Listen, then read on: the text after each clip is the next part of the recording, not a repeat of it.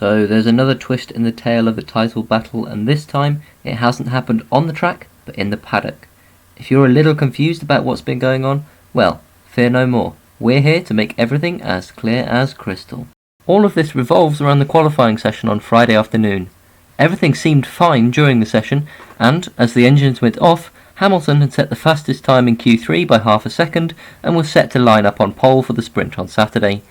After the session though, the cars are kept in parc fermé condition, meaning the cars cannot be changed without the steward's permission. At the end of the session, as the cars parked up, Max Verstappen stepped out of his car, put his fingers into the gap between the top and the bottom of his rear wing, and then did the same to the car of Lewis Hamilton.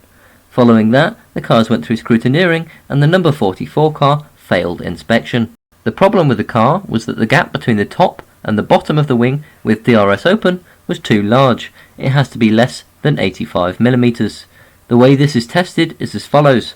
A ball with diameter of 85mm is pushed into the gap with a force of 10 newtons, equivalent to a mass of 1 kilogram. On to what the stewards had to say about this. First, they had a look at the incident with Max touching both cars. Whilst he did breach regulations in touching both cars, there is a precedent for this kind of thing. The stewards don't normally enforce the rules after the drivers get out of the cars. Instead, the rules are there to prevent the teams from making changes to their own cars.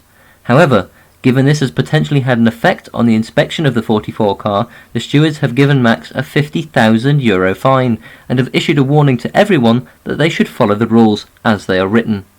The stewards had a look at the footage from the cameras on Lewis's car and determined that Max only just touched the car and that he didn't influence the test. Mercedes admitted that he didn't cause the inspection failure. Mercedes did make another couple of arguments, however.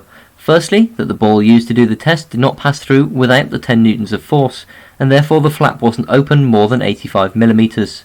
However, the FIA say that the tests are part of the regulations, and that the fact that the flap was less than 85mm without force is not relevant. Mercedes also said that it was a fault with the car, and that they should be allowed to fix it before scrutineering.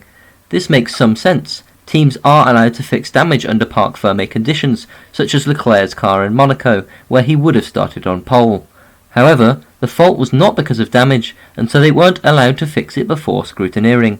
They can ask to fix the issue now, but not before scrutineering. As a result of the above, Lewis was disqualified from qualifying and started at the back of the grid for the sprint race on Saturday, which has only just started as of me recording this video. His championship hopes look in dire trouble. Thanks for watching. Follow our social media channels for more content from us.